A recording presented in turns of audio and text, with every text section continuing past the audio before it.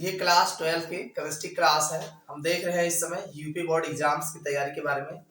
तो इसमें एक केमिस्ट्री सब्जेक्ट है। केमिस्ट्री सब्जेक्ट में यूपी बोर्ड एग्जाम्स की तैयारी चल रही है, जिसमें हम रिवीजन करवा रहे हैं। तो इसमें जो है हम पहला लेसन जो हमारा विलयन है, विलयन के बारे में कुछ टॉपिक को हमने पिछले लेक्चर्स में जो इम्पोर्टेंट न्यूमेरिकल थे, जो एग्जाम में बार बार पूछे गए हैं, और वही न्यूमेरिकल की हम बात करेंगे जो एग्जाम में आता है और वैसे ही आएगा। तो आज इसमें जो है कुछ ऐसा टॉपिक लिए हैं, मोलल अवनमन स्थिरांक, उन्नयन स्थिरांक से रिलेटेड ये हमारा टॉपिक है, जिसमें हम जो है न्यूमेरिकल देखेंगे और ये होते क्या है इनको भी थोड़ा सा जानेंगे।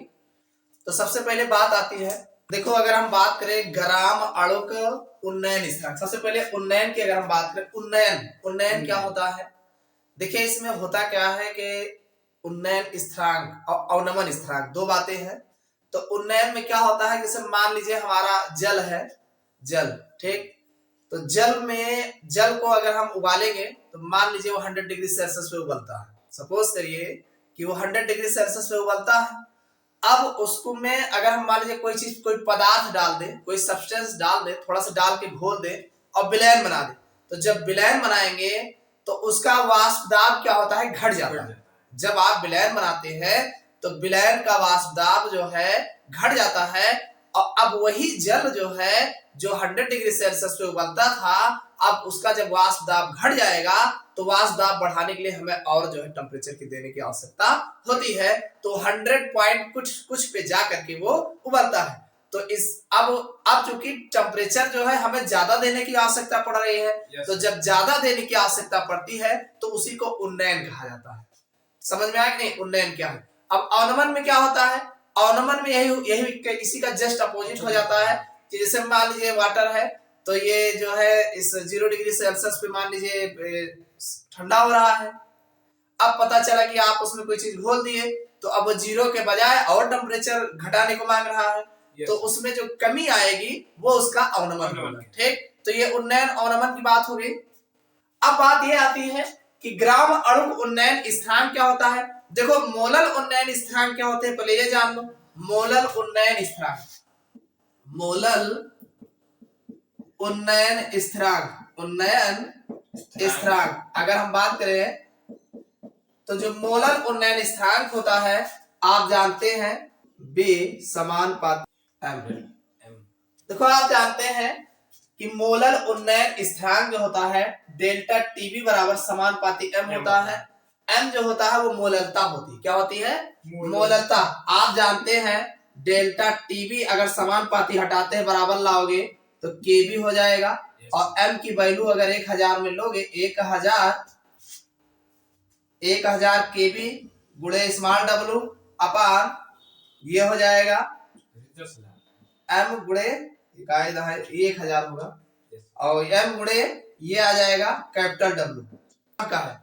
ग्राम में जब ये होगा, विलायक की मात्रा जो है ग्राम में होगी, तब ये फार्मूला लगेगा। ठीक, तो कहने मतलब मोलल उन्नयन स्थिरांक क्या है कि किसी विलायक का मोलल उन्नयन स्थिरांक वह उन्नयन है किसी शुद्ध विलायक के 1000 ग्राम अणु में, जैसे 1000 है ना, तो किसी शुद्ध विलायक के 1000 ग्राम अणु में किसी विद्युत अनअपघट्य का, देखो वैद्युत अपघट्य और अनअपघट्य दो बातें हैं।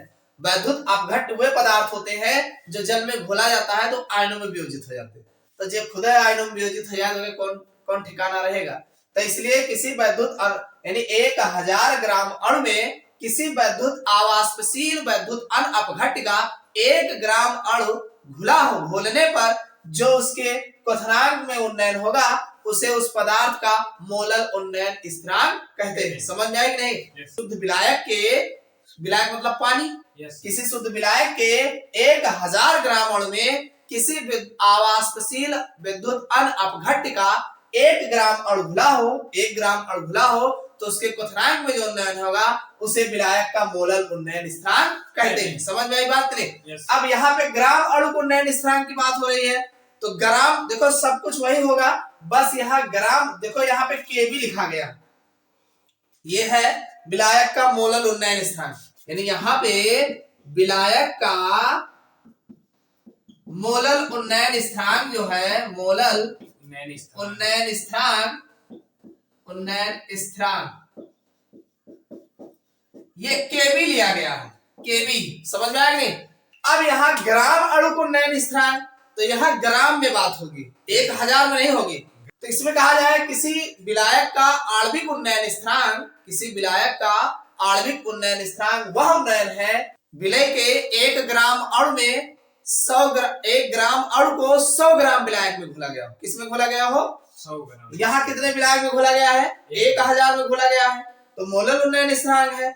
यहाँ पे आपका 100 हो जाएगा, 100 के गुणे स्मॉल डब्ल्यू हो जाएगा, बाकी एम रहेगा ही रहेगा, और ये कैपिटल डब्ल्यू हो जाएगा।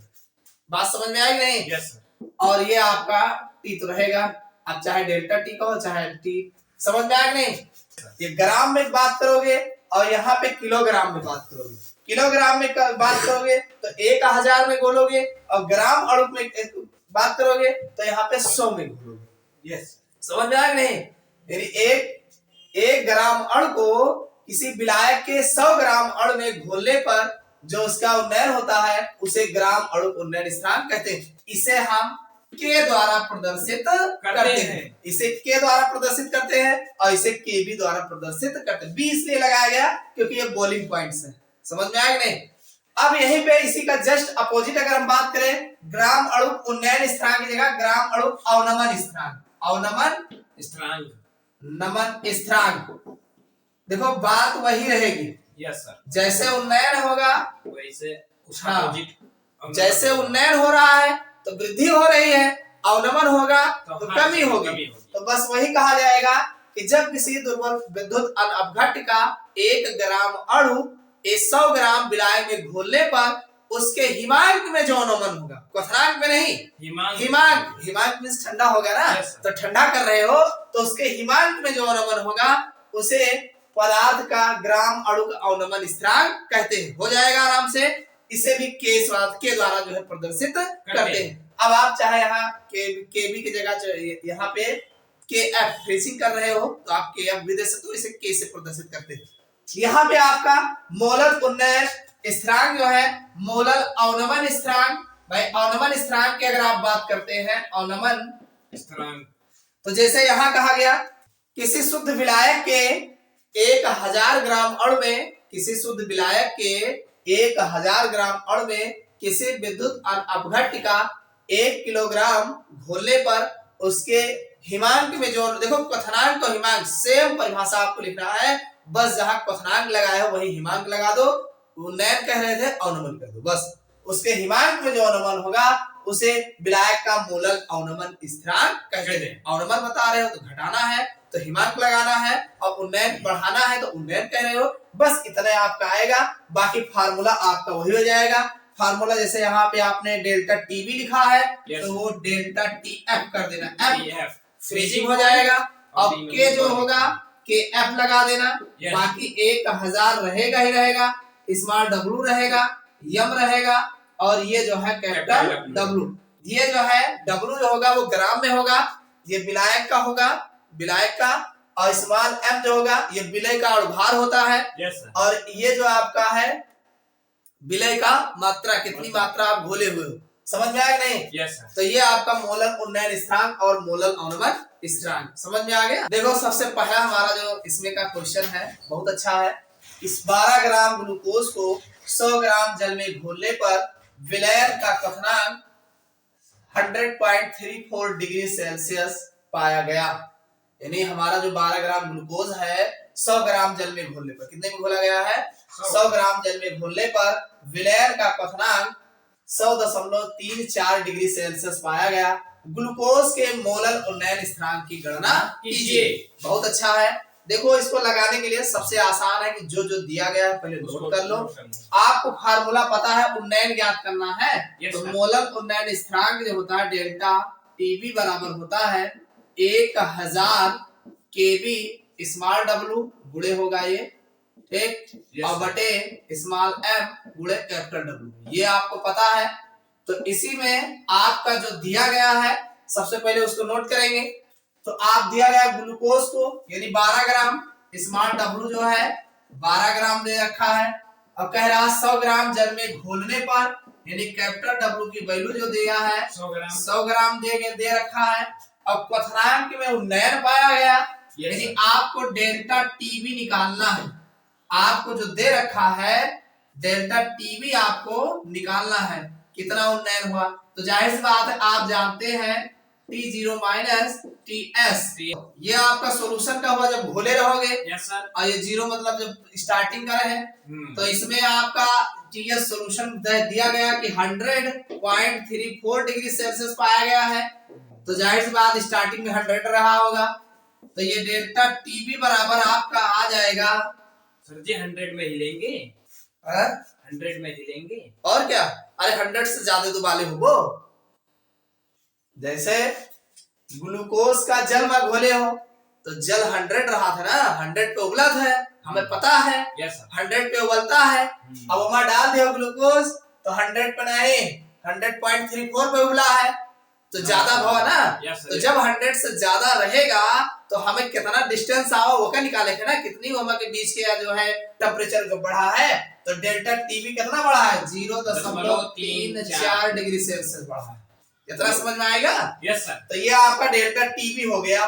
तो डेल्टा टीबी जो है ये 100 डिग्री सेल्सियस टीएस सॉल्यूशन वाला रहा, और स्टार्टिंग के 100 रहा। या का आपका ध्यान रखेगा कि 100 रहेगा, जल का जो है 100 होता है, ठीक। Yes, तो 100 रखोगे तो इतना आ जाएगा।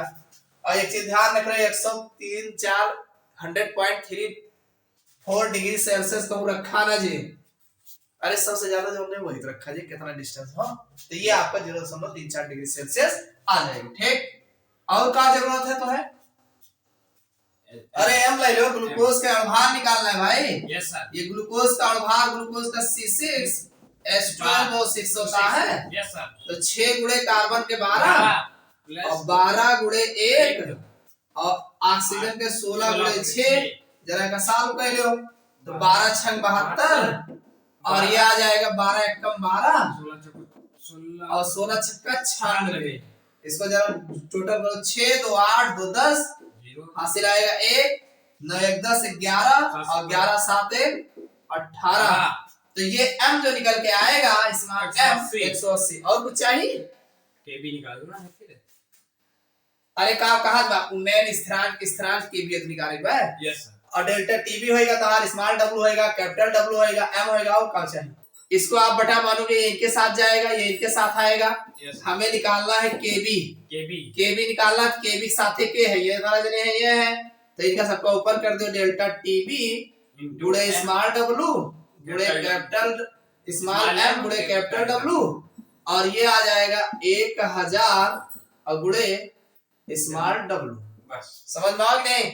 अब केबी बराबर जरा वैल्यू रख दो, डेल्टा टी कितना है 0.34 34 गुणे एम के वैल्यू 180, कैपिटल डब्ल्यू है 100 और बटे 1000 और ये है 12, ठीक। अब दशमलव हटा लो चाहो तो, दशमलव लगा है तो जीरो और बढ़ा दे है, ठीक। अब ये आपका आ जाएगा 34 गुणे 180 गुणे 100 बटे 1000 और गुणे 1200, ठीक। ये 2 जीरो कटेगा, 1 जीरो इधर से कटेगा, और 2 से काटा चाहो 2 से काट दो, कुछ 6 से काटोगे 6 दूनी 12 36 18 17 दूना 34 और 2 से काट दो 17 दूना 34। ज्यादा दिमाग न लगाओ। अब ये होएगा 17 दूना 34 17 तिया 51 ही होएगा, और के साथ कुछ और बचा तो है नहीं।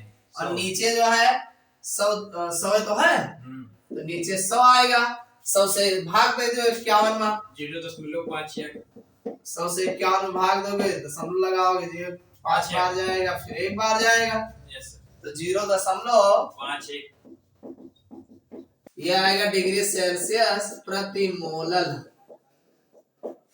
समझ में आ गया नहीं। Yes sir. इसमें कुछ नहीं है, पहले जो जो दिया गया है आराम से निकाल लीजिए, नोट कर लीजिए, और फिर फार्मूले पे रख करके आराम से काट लीजिए। चलिए अगला क्वेश्चन है 2.25 ग्राम ग्लूकोज और भार दे रखा है 180, और भार निकालना नहीं पड़ेगा, दे रखा है। को 25 ग्राम जल में घोलने पर हिमांक में 0.93 डिग्री सेल्सियस की कमी हुई। हिमांक कह रहा है कि 0.93 डिग्री सेल्सियस कमी होती है, जल के मोलर अवनमन स्थिरांक की गणना कीजिए। मोलर अवनमन स्थिरांक की गणना करना है तो आप जानते हैं डेल्टा टी एफ बराबर होता है 1000 गुणे के एफ गुणे small W upon small M और गुणे कैपिटल डब्ल्यू। ये आपका मोलर अवनमन स्थिरांक का जो है फार्मूला निकल के आ जाएगा। ठीक, ये आपका फार्मूला है। अब आपको जो जो दिया गया है पहले उसको नोट कर लो, तब देखते हैं। 2.25 ग्राम ग्लूकोज, तो इसमें भी ग्लूकोज ही लिया गया है, तो इसमें स्मॉल डब्ल्यू जो हो जाएगा, जो लिए हो विलय है वो स्मॉल डब्ल्यू होगा। 2.25 ग्राम है। और क्या दिया गया है, जल में घोला गया है, तो ये आपका कैपिटल डब्ल्यू हो जाएगा। कितना है, 25 ग्राम है। और हिमांक में कमी हो रही है, देखो कमी हो चाहे वृद्धि हो, हमेशा वो जो है पॉइंट में ही रहेगा, 0 के बाद ही रहेगा, या कभी कभी 1 दशमलव लगा के भी रहता है, तो वहां आपको दिमाग नहीं लगाना है। तो ये आपका डेल्टा टी एफ हो जाएगा। टी एफ जो होगा 0.93 डिग्री सेल्सियस हो जाएगा। ठीक, और क्या कह रहा है, जल के मोलर अवनमन स्थिरांक की गणना करो। सर जी इसमें टीएफ ऐसे रख देंगे डायरेक्ट? हाँ, इसमें देखो 0.93 दिया है ना, सबसे इसमें कुछ भी दिमाग नहीं लगाना। अगर यहाँ दिया होता कुछ और दिया होता, जैसे सर जी मान लीजिए उन्नयन, जैसे उन्नयन 100 से ज्यादा जब रहे तो 100 घटा दीजिए। ठीक, और नहीं तो कुछ कर रहे नहीं है। ठीक, ये आपका हो गया जल के मोलर अवनमन स्थिरांक की गणना करना है। और इसमें क्या जरूरत है, यम अणुभार आपको दे ही रखा, निकाले की जरूरत नहीं है। और कुछ चाहिए नहीं। अब कह रहा स्थिरांक याद करना है, के एफ निकालना है, तो वही होगा के एफ बराबर, जब आप लिखोगे तो इनके साथ जो है नीचे जाएगा 1000 और स्मॉल डब्ल्यू नीचे आ जाएगा। और डेल्टा टी एफ जो है और गुणे एम और गुणे कैपिटल डब्ल्यू ये ऊपर आ जाएंगे। आप सबकी वैल्यू रख दीजिए। डेल्टा टी एफ की वैल्यू कितना है, 0.93 हो गया।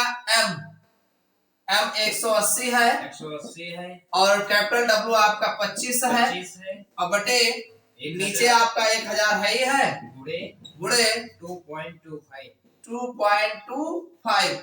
देखो 2 दशमलव इधर है, ये आपका दशमलव हट जाएगा। और अगर देखा जाए तो 1010 से कट जाएगा और 25 चौका 100 4 बार जाएगा ये। Yes sir. और इसके बाद आप इसको ऐसे लिख लो, ये आ जाएगा 93 और इधर आ जाएगा 18 और नीचे आपका आ जाएगा 4 और ये 225। आप चाहो तो आराम से गुणा करा दो, गुणा करा के तब कर लो, चाहो तो कुछ काट दो। काटोगे तो 2 4 और 2 9 18, 3 3 9 3 और 3 7 21, एक और 3 5 15, सही तो है। ये आपका आ जाएगा। इसके बाद ये आपका 9 1 9 हो जाएगा और 9 3 ये भी कट जाएगा ना, ये आपका 75 दूना 150 आ जाएगा। Yes sir. आराम से भाग दे दो, ज्यादा काटे में है, अगर आपको आ रहा है काटो, नहीं तो आराम से भाग दे दो, चिक्की पड़े। ये आपका आ जाएगा 15 एक बार जाएगा, इतना आ जाएगा, दशमलव लगाओगे, 0 बढ़ाओगे, तो ये आपका के एफ जो है निकल के आ जाएगा 1.86 kelvin kilogram mole inverse. Kelvin kilogram mole inverse, ये आपका आंसर आ जाएगा। समझ में आ गया? नहीं, कुछ नहीं करना है, फार्मूले में जो जो दिया गया है पहले आप नोट कर लीजिए और फिर रख करके आराम से काटिए। अगर कट रहा हो तो काटिए, नहीं ऊपर का ऊपर गुणा करा लीजिए, नीचे का नीचे, और आराम से भाग दे दीजिए, तो इत्मीनान से आपका क्लियर निकल के आ जाएगा। देखो बहुत अच्छा क्वेश्चन है। चीनी का जल में बना एक 5% भार अनुसार विलयन का हिमांक जो है 271 के है। ध्यान समझिएगा, ये बहुत अच्छा सवाल है, दिमाग कम काम करे। 271 के है। अब कह रहा है कि ग्लूकोज के जल में बने 5% विलयन की हिमांक की गणना कीजिए। चीनी का जो बता रहा है उसका आपको हिमांक दे रखा है और ग्लूकोज को जल में घोल करके उसका हिमांक आपको बताना है। तो अब कैसे लगाना है इसको, देखो इसमें आप जो चीनी का जल में बना 5% विलयन का हिमांक दे रखा है ना, हिमांक मतलब फ्रीजिंग पॉइंट दे रखा है, तो यहां से आप के निकाल लीजिए। के मोलर अवनमन स्थिरांक निकाल लीजिए। हिमांक दे ही रखा है तो मोलर अवनमन स्थिरांक निकाल लीजिए और यही मोलर अवनमन स्थिरांक इसमें रख देंगे तो इसका हमें डेल्टा टी जो है आराम से निकाल आएगा। ठीक, तो यहाँ पे तो चीनी के लिए सबसे पहले हम बात करें कि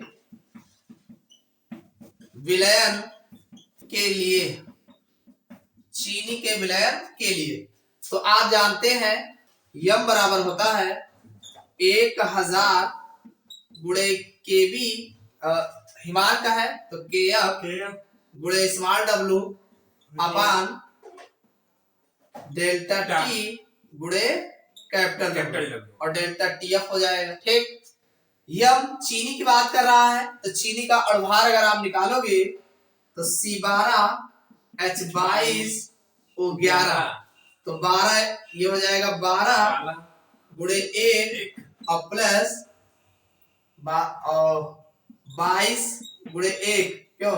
अरे 12 है, कार्बन के 6 दूनी 12 होते ना। यस सर, 12 तो ये 12 हो जाएगा और ये 22 गुणे 1 और प्लस 11 गुणे ऑक्सीजन से 16 तो ये आ जाएगा 12 पर 144 121 और ये 22 और 16 एक कम 16 एक आएगा, 16 एक कम 16 एक 17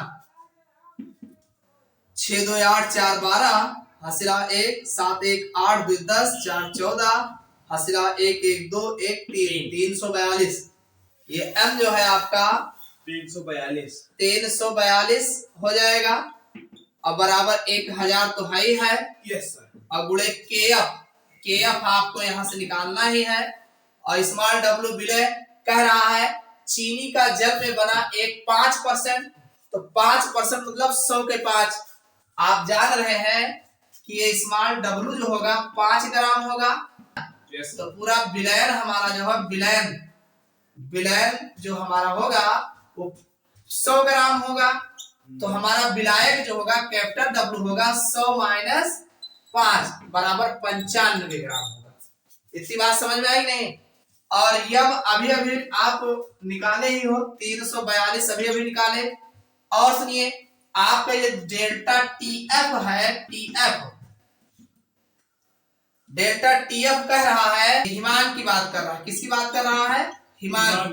तो ध्यान सुनिए डेल्टा टीएफ जब आप निकालोगे तो आप 273.15 में से 271 घटा दो। केल्विन में कह रहा है ना? यस सर, तो केल्विन में डिग्री सेल्सियस में बदलने के लिए आप जानते हैं कि 271 के कह रहा है और जाहिर सी बात घटा होगा तो 273 मेन हमारा होते हैं तो 273 में से इतना घटाओगे कितना बच जाएगा? 1 आ जाएगा, दशमलव हो जाएगा, 3 में से 1 जाएगा 2 बस बाकी सब बराबर है तो ये आपका इतना आ जाएगा। तो ये डेल्टा टीएफ की वैल्यू आ जाएगी। डिग्री सेल्सियस जो 0 होता है वो 273.15 होता है केल्विन, 0 डिग्री सेल्सियस। तो 0 वहां से हम इतना घटा देंगे ना, केल्विन में है केल्विन तो हिसाब किताब करबे तब ये हमारा। अब इसको रख दो यहाँ पे तो ये बटा ये स्मॉल डब्ल्यू कितना है 5 ग्राम हो गया। यस सर, और ये नीचे डेल्टा टीएफ की वैल्यू 2.15 हो गया। और सुनिए कैपिटल डब्ल्यू 95। देखिए दूसरा है ग्लूकोज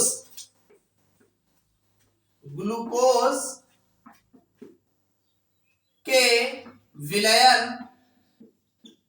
के लिए,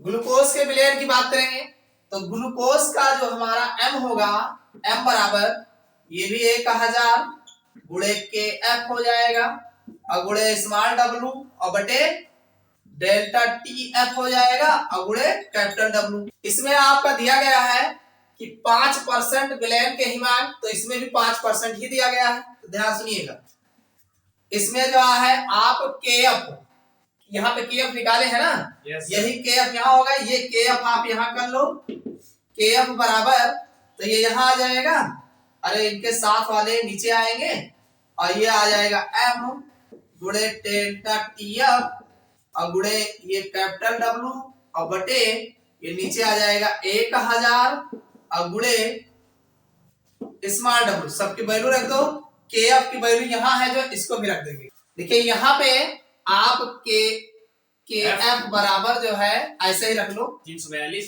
तो ये 300, हाँ 342 गुणे 215 और गुणे 95 और बटे ये आपका आ जाएगा 1 3 2 5 1 2 3 4 5 इंटू 5 ऐसे रखे हो, काटो नहीं, अगर काटोगे तो यहाँ भी अभी काटना पड़ेगा ना।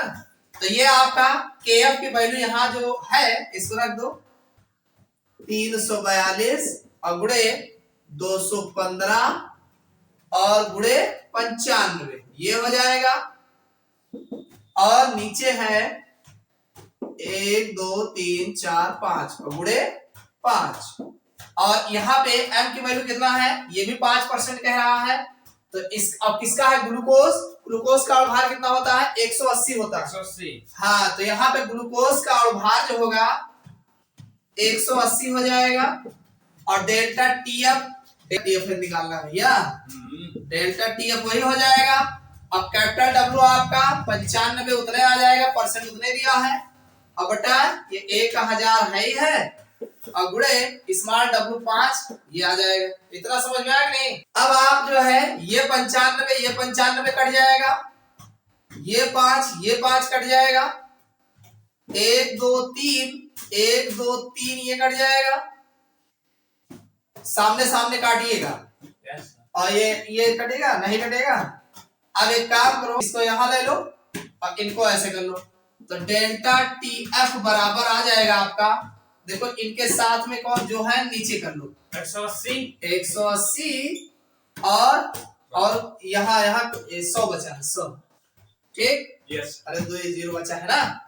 और अब ऊपर कौन बन जाएगा 342 और गुणे 215 ये हो गया बस, और तो कुछ नहीं बचा है ना। ये और ये ऐसे जाएगा तो ये इनके साथ इतना आएगा, इनके साथ इतना आएगा, 180 बच रहा है और ये 100।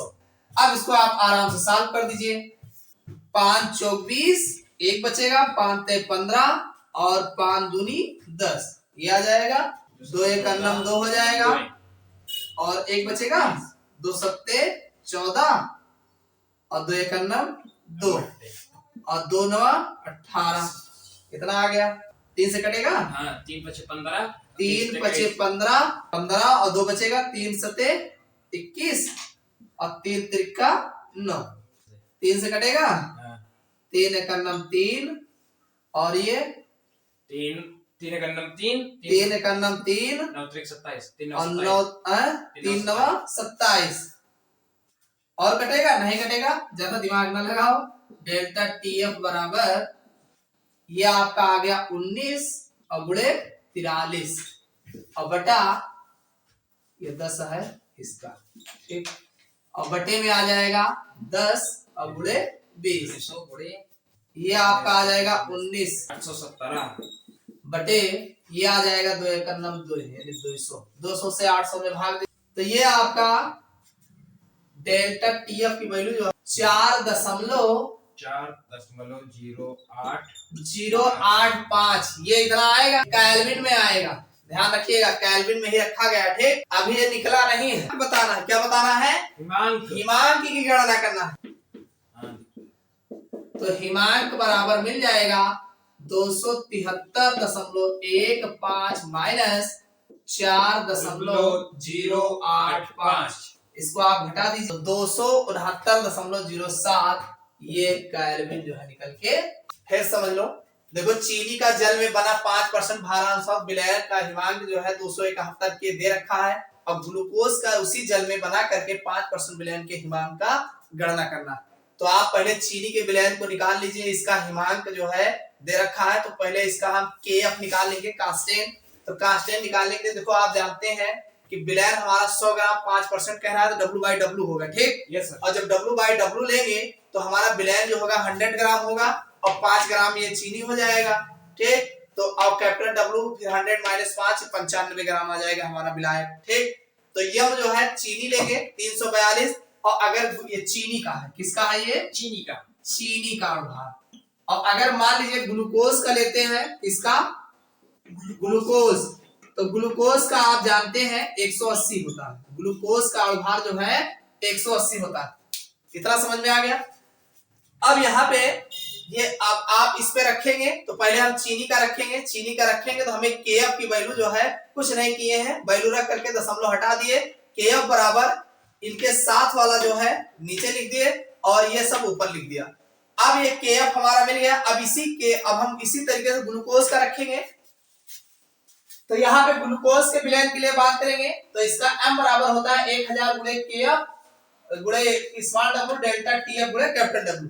तो यहाँ पे केएफ हम किनारे लाएंगे और बराबर ये m ऊपर हो जाएगा, डेल्टा टीएफ ऊपर, ये नीचे वाला ऊपर चला जाएगा सब और ऊपर वाला नीचे आ जाएगा। और केएफ जो यहाँ पे हमने निकाला है इसी केएफ को यहाँ रख देंगे तो ये पूरी वैल्यू यहाँ रख देंगे और इसमें ग्लूकोज के लिए भी सेम वैल्यू है, सिर्फ यम और भार चेंज है, 180 है तो ग्लूकोज का भार रख देंगे। इतना रखने के बाद फिर आप जो सामने सामने कट रहा है काट दीजिए आराम से। कटने के बाद आपका डेल्टा टीएफ जो है, क्योंकि इसी का ज्ञात करना था ग्लूकोज का टीएफ, तो ग्लूकोज का डेल्टा टीएफ जो है हम निकालेंगे तो हमारा डेल्टा टीएफ सॉल्व करके पूरा जो है ये आ जाएगा 4.08 केल्विन आ जाएगा। हमें हिमांक ज्ञात करना है तो ये तो कितना जो है घटा है ये आएगा। अब इसमें जो है हिमांक निकालने के लिए हम 273.15 में से इतना घटा देंगे तो हमारा हिमांक जो है 269.07 केल्विन जो है ग्लूकोज का निकल के आ जाएगा। चूंकि हमें सुक्रोज चीनी का दे रखा था तो ग्लूकोज का पूछ रहा था तो दोनों को एक दूसरे में इस तरीके से पुटअप करेंगे तो आराम, देखो दोनों में कॉमन एक ही है के, कांस्टेंट कॉमन है तो कांस्टेंट पहले उसकी सहायता से निकाल लेंगे चीनी की सहायता से और ग्लूकोज वाले में कांस्टेंट रख के आराम। आप चाहो तो यहाँ पर केएफ सॉल्व कर लीजिए तो सॉल्व करने के बाद यहाँ केएफ की वैल्यू रख दीजिए, डेल्टा टीएफ निकल आएगा। लेकिन जब वो गुणा भाग करने से अच्छा दोनों बगलिया रख के अगर सॉल्व हो जाए तो वो ज्यादा आसान है। समझ में आया नहीं? तो ये इंपॉर्टेंट सवाल है, बहुत एग्जाम में पूछा गया है, इसको आप कर लीजिएगा, इतना कर लीजिएगा। अदर टाइप के क्वेश्चन जो बहुत पूछे गए हैं उनकी बात करेंगे।